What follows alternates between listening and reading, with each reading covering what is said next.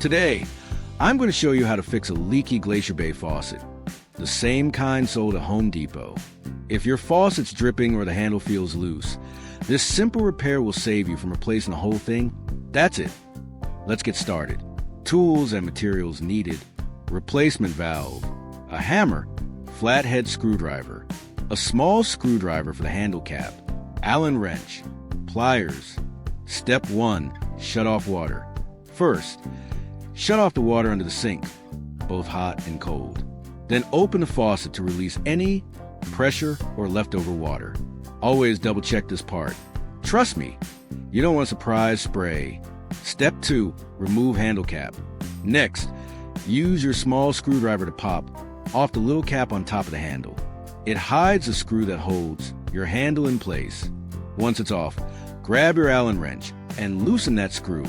The handle should slide right off once that screw is out. Step 3. Remove top housing. Now, unscrew this top chrome cover. That'll expose 2 nuts underneath. The first one is a retaining ring, and below it is a nut that actually holds a valve in place. Step 4. Loosen first nut. To loosen the top nut, line up your flat screwdriver with the little notch and gently tap it with your hammer until it starts to turn. Once it's loose, remove it by hand. Step 5. Remove valve nut and old cartridge. Now grab your pliers and loosen the second nut. That's the one holding the valve itself. Once it's off, pull the old valve straight out. Step 6. Install new valve. Take your new valve and slide it and untie its seats all the way down. Then reverse the steps.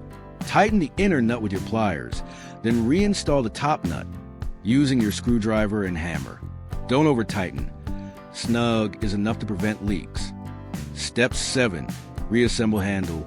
Now screw the chrome piece back on, reinstall the handle with the Allen wrench, and pop the little cap back in place. Step 8. Water test. Turn the water back on under the sink and test it out.